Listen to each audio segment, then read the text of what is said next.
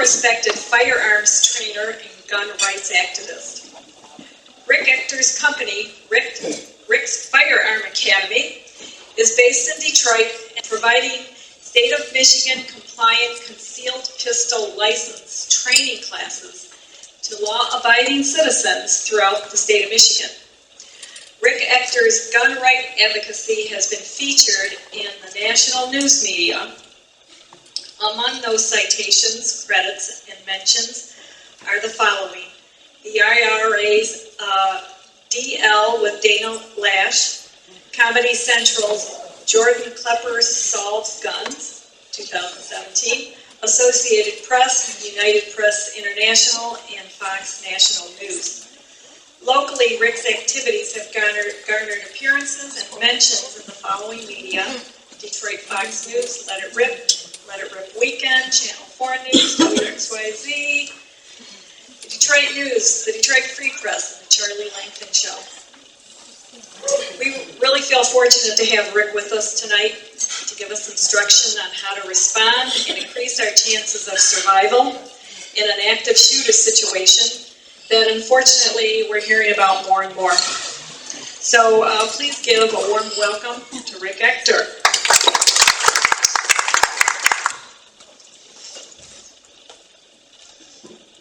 Good evening. Good evening. How is everyone doing? Good. Glad to hear that. Glad to be here. It's always a pleasure to come out and to meet with groups such as yourself. It gives me an opportunity to share information that is a passion of mine, which is gun rights. I got involved with the gun rights movement approximately 13 years ago. I had the serious misfortune of being robbed in my driveway as I'm coming home from work. Man, I know some of you are going, oh man, what a bummer. You know, in some ways, looking back on that, it was really a blessing. It's actually a incident that was negative, but it really opened my eyes to a lot of things that were an issue. One of those things that was an issue for me, and which I discovered in hindsight, is that I was taking my personal safety for granted. And that's pretty much the theme of what we're talking about today, personal safety. You know, it was in the aftermath of that incident that I discovered that no one is guaranteed to be safe anywhere, and that your personal protection, ultimately, that responsibility belongs to one person, and one person only. If you have no clue as to who has the ownership of your personal safety, I need only direct you to your nearest mirror. That person that you see in the mirror is the person who is ultimately responsible for your safety. It's not law enforcement. Law enforcement, you know, they're great, they do an admirable job, but the way that we utilize law enforcement in this country, because we have a free society, we have a society of rights, we would not want police officers standing on every corner. If we did that, we'd have the equivalent of a police state. As I listened to a lot of the things that I heard the prior speakers talk about, a unifying theme amongst all of the speakers, and I presume amongst people who are in this room, is that we value freedom and liberty. And you really value that. You really value the fact that you have rights and that you're not monitored and controlled by the police or by the government, and that you have some say in what you actually do throughout your day and how to best make your life as happy as possible. Okay, great. So we have my PowerPoint presentation, Surviving an Active Shooter Event. Okay? If we're going to talk about an active shooter event, I think it's appropriate that we at least have a working definition as to what we're going to call an active shooter event. It's one of those terms that people throw about, and some people actually think it's a misnomer. Well, couldn't an active shooter be someone, say, at a gun range shooting? And I guess literally, if we talk about the language, yeah, an active shooter is somebody at a gun range shooting.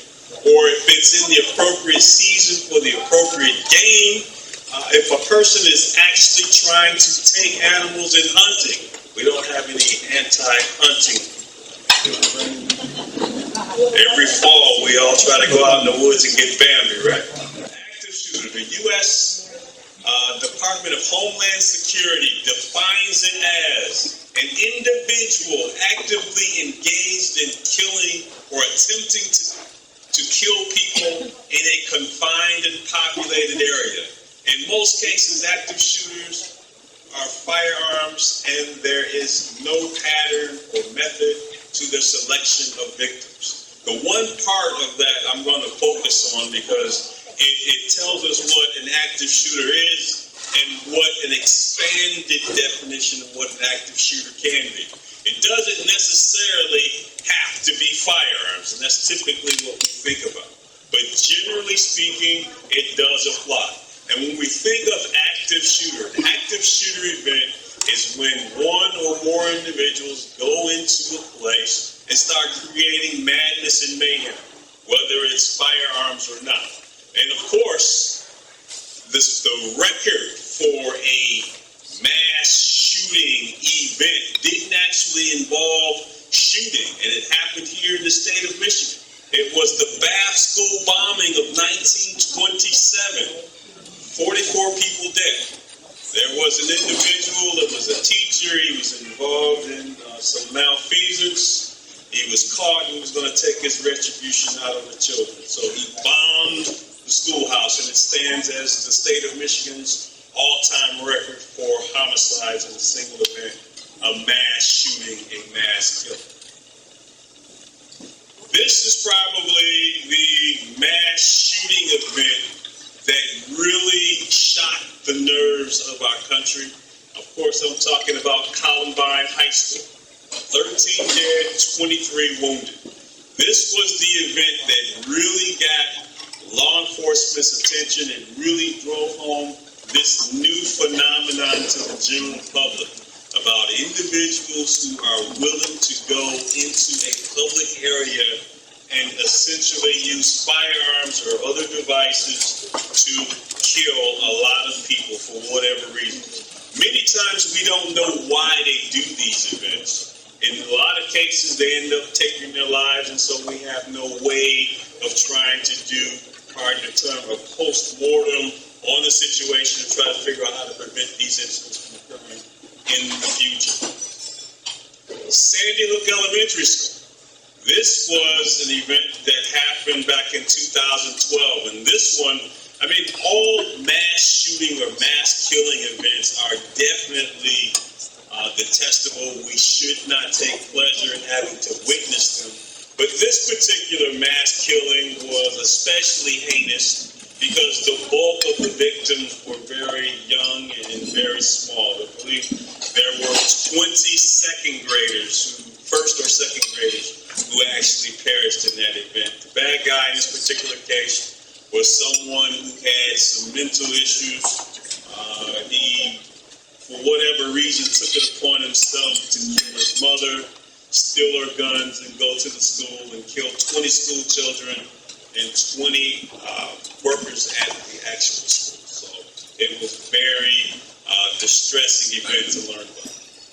So when we talk about these mass shooting events, one particular good source of information is our very own federal government. The United States Department of Justice study, which looked at events between the year 2000 and 2013. It was a very exhaustive study that took a look at mass shootings, mass killings, and tried to figure out what information could we glean from these events, what could we learn from them. Maybe we could find something if we could stem these events, or maybe we could somehow be more proactive in responding to these events. Couple of things. 1,043 total casualties from the years 2000 to 2013. 486 murders, 557 wounds. So there's definitely a lot of carnage that occurs in these mass shooting events. Some good statistics, if you believe that in many distributions of data, the example, hope I'm not sounding like an engineering major, because, guilty is charged, right? I'm very comfortable with math and statistics, but in this case, 67% of the incidents ended before law enforcement could get there. That's one of the most distressing facts about mass shooter or mass killing events. They typically happen and conclude very shortly before first responders can actually get them. Someone has made a plan to commit a lot of carnage, a lot of murder, a lot of destruction. They come in with the appropriate equipment, they get the job done. In most cases, they kill themselves, but it happens before first responders, before law enforcement can actually get them. In MCL 780.972, if you are located where you have a legal right to be and you're not committing a crime, if you have a reasonable and honest belief that you're in imminent danger of death, great bodily harm, or rape, you can use lethal force without a duty to retreat. So basically, this is your authorization. However, like any other thing that you're trying to take advantage of, your actions will come under scrutiny. If you come to the aid of another person and situation merits, you actually take action against a bad guy, they'll take a look at what happened and they'll do an investigation, and based on what happens, you'll either be exonerated, they won't have a ticker tape parade for you, or maybe you will find yourself prosecuted. The key concepts here is my good buddy, Mr. Terry Johnson. He actually does it illegal in my concealed pistol license classes. One of his patented quotes that he says every time that he does the legal section, when explaining when individuals can actually come to the aid of another person, Terry says, and I can hear it right now in my voice, know what you know. You have to know what you're getting yourself into. If by chance you've misread what actually has happened and you take action, you could find yourself prosecuted. In many cases in which you see something, your eyes may be deceiving you, and it may be an entirely different scenario, an entirely different situation. Definitely, you must know what you claim to know. Use your best judgment. Essentially, you're asked to use your best judgment and consider being a good witness. Sometimes the best thing for you to do is take notes, be prepared to make appropriate identifications, and be able to help law enforcement find the bad person. The last thing that you want to do is wanting to be the good guy or the good gal and help someone out in their time of need and find yourself on the opposite side of the wall. Let's see, in pistol-free zones, this is the clue one here. This is very important, especially if we're talking about a mass killing event. In a pistol-free zone, your options are going to be extremely limited. If you find yourself as a CPL holder, and I know we have a lot of CPL holders here in this room, if you're going to be that law-abiding, responsible citizen that got that concealed pistol license, you're not going to be carrying a gun in a pistol-free zone. A lot of the stats that I talked about earlier basically drove home the fact that many of these mass shooting, mass killing events are going to be in gun-free zones. If you are in a gun-free zone, you don't have means of a firearm, or your options are extremely limited. You're either going to run, you're going to hide, or you're going to fight. Probably under those circumstances, you know what? It may not be the most macho thing to do in the world, but you know what? Leaving the area probably is going to make a lot of sense. Hiding, man, I don't know so much about hiding, because you know what? You have to find a good spot and be quiet and hope that you're not really discovered. Your last option there is that you're encouraged to fight. They used to tell you that if you were in these circumstances and bad guys were there and they were taking action, your job was not to resist. Your job was to just give up and give in. Well, from some of the stats that we've learned in the aftermath of 13 years worth of data that they put together in a study, it didn't work out very well for those individuals who just gave themselves up. The now official public stance is that as a last resort, if you're unarmed, possibly you can band together with other fellow citizens who are there and make a stab at it and do your best to go ahead and fight, as opposed to just give up and quit, where you probably are going to perish, because the whole objective of these guys is to rack up a huge body count before they kill themselves. Realities of lethal force events. Should you choose to take action against someone who's doing a mass shooting or a mass killing event, these are some of the things that are realities for you. You may be injured or killed. That's a reality. Even if you have a firearm and you're using it to defend yourself or to defend other people. Here's a big one. You may be forced to take a life to save your own life.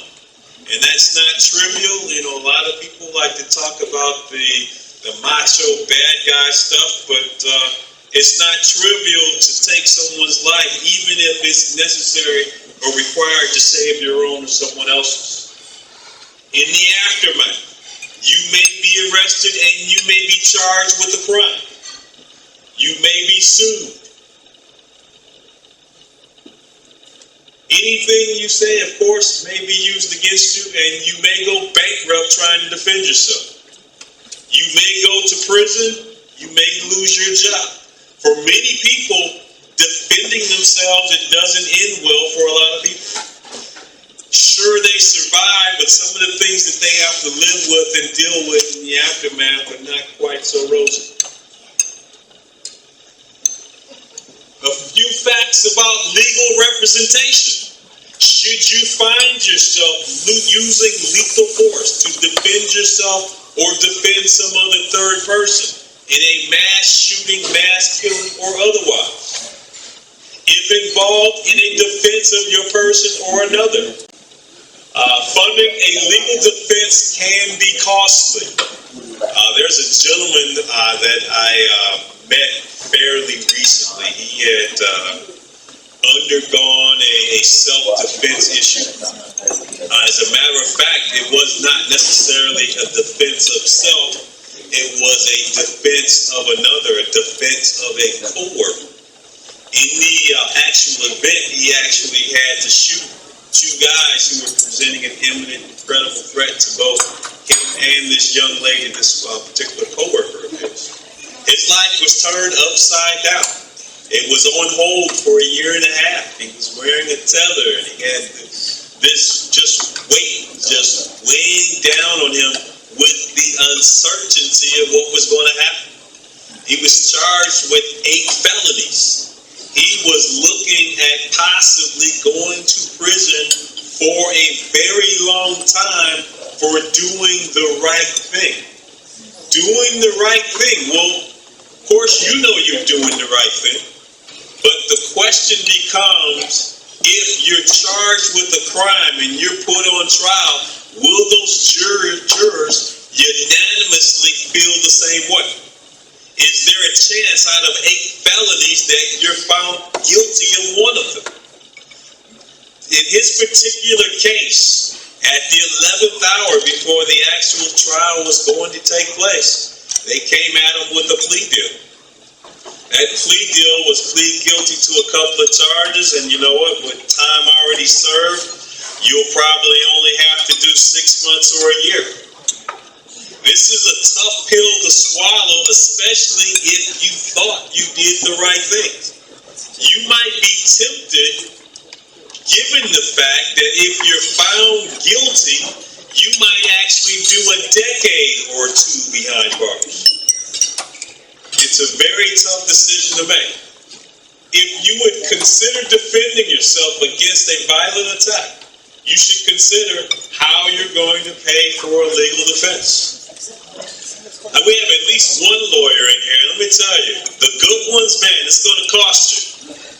But you know what? It's a small price to pay if it means that your honor is protected and it means that your freedom is safeguarded and that you do not go to prison. I haven't been to prison, but I hear it's not a very pleasant place to go. How you can support gun rights. This is my thing. I'm a gun rights advocate, and I enjoy talking to people about their rights and what can they do to preserve those rights. Here in the state of Michigan, I will say that our self-defense laws are decent. They're not as great as they could be. I hope that we get a few things to actually make it better and easier for more people to have an opportunity to defend themselves. With regards to supporting your gun rights, there are a number of things that you can do to ensure that we always have the ability to defend ourselves against a criminal attack. First and foremost, you should support pro-gun candidates who are running for public office.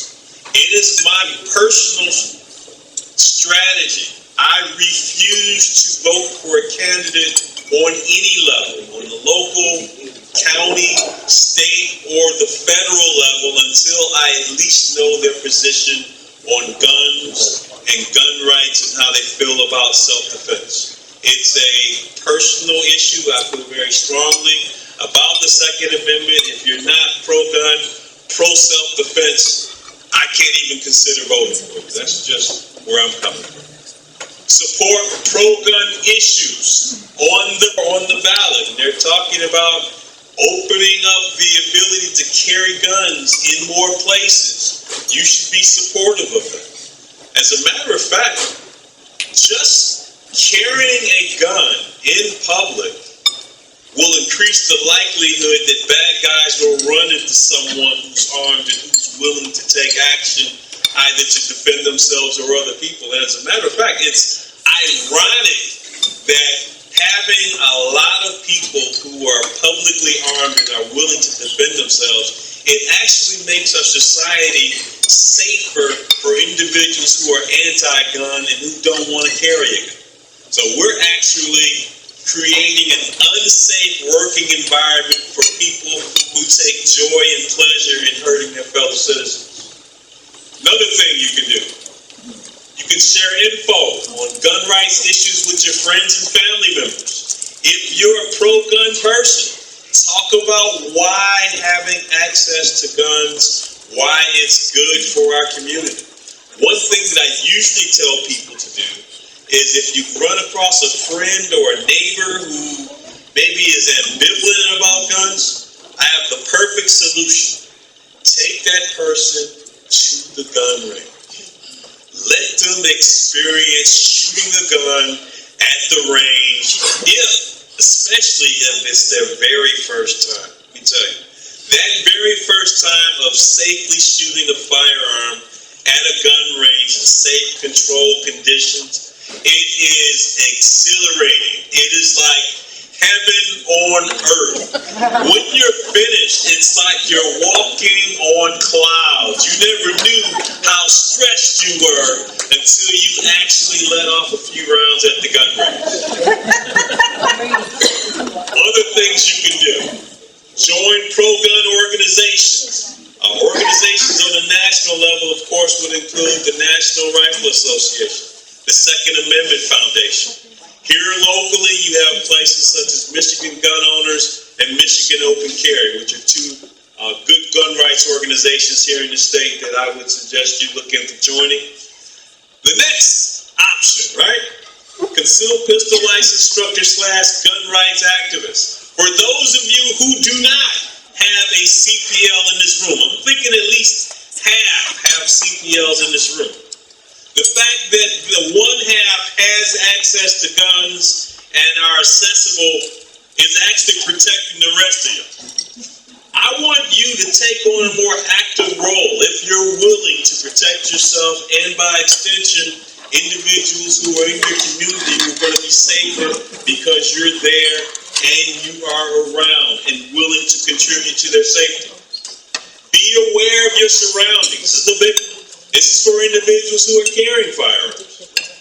Doesn't do you all that great of a good to carry a gun if you're not actually paying attention. Pay attention to what you're doing, who's around, who's watching you, who's checking you out, and who's thinking about attacking you. Some of the things that I'm seeing in the news media with regards to people being attacked. There are people that are being attacked and being victimized in broad daylight these days during actual waking hours. It wasn't too long ago when this type of thing only happened after dark. But definitely pay attention and watch your surroundings. It will give you an opportunity to at least respond and not being taken off guard. And of course, the next option, carry your firearm everywhere you legally are allowed to do so.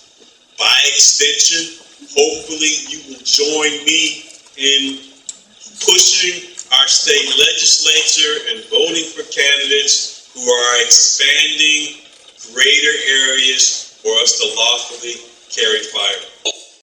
Oh man, that's it. I made it. Thank you very much.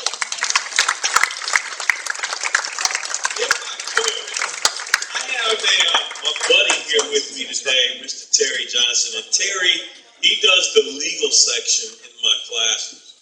And he does like an awesome job in terms of letting individuals be apprised of what their legal rights, responsibilities, and duties are under the law. Carrying a firearm, yes, it is a right. I get that. I believe that.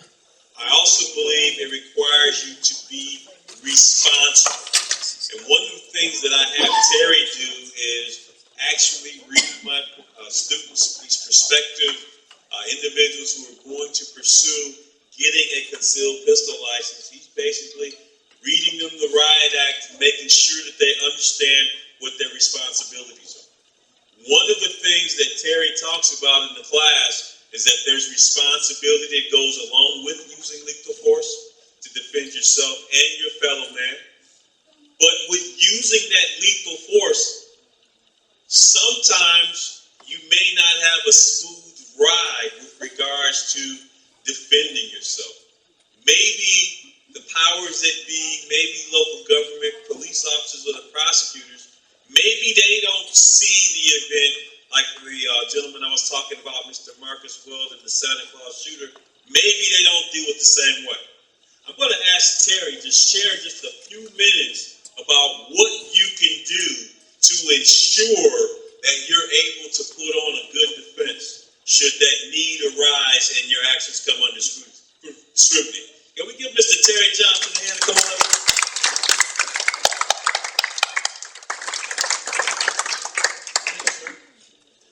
Worst thing you could ever do is give an attorney a microphone, right? Okay, first line I'm going to tell you is I'm only going to be 3 minutes. You ever hear that? Like the attorney say, "Yeah, one more question." Goes, "Oh no, seriously, I'm not going to be before you long." Before I start, I want to say thank you. I'm an elected official on the Farmington Public School Board, and it is great to be here with some people that have supported me. And we need more conservatives at the grassroots levels and the school boards. Amen, bro. That's where a lot of this starts. I want to start that. I do want to say that.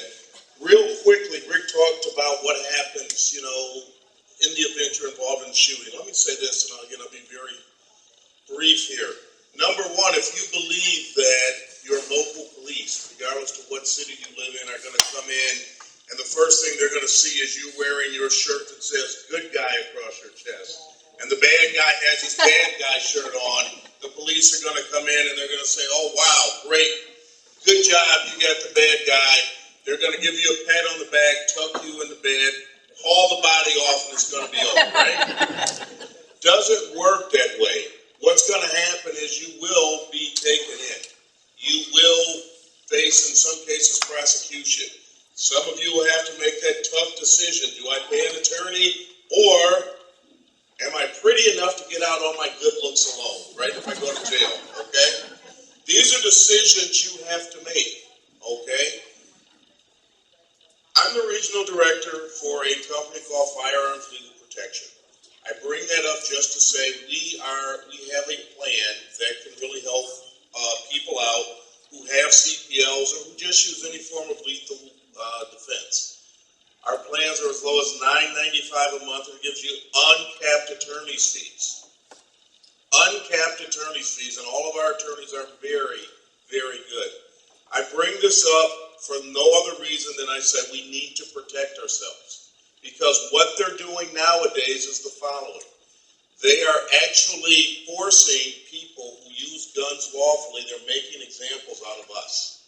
Because they're putting us away. And they're making us choose because we're going bankrupt because we've got to mortgage our house. We've got to go take our money out of our kids' education fund. We have to band together. Our company is founded, and I am glad to say this. This is one reason I slowed my practice down and started doing this. My company is founded by a group of Christians down in Texas. And the great thing, it's great when I go down to business meetings that we actually have a Bible study during work hours on Wednesday. We pray before we have our meals down there. It is just awesome. And what we have tried to do is protect those people who are protecting themselves. If you'd like more information on this, you can see myself or Linda, who can wave in the back there. Linda, are you standing? She is standing, believe it or not. That's a short joke. I'm going to get it on the way out. You can see us and we can get you signed up. But thank you and God bless.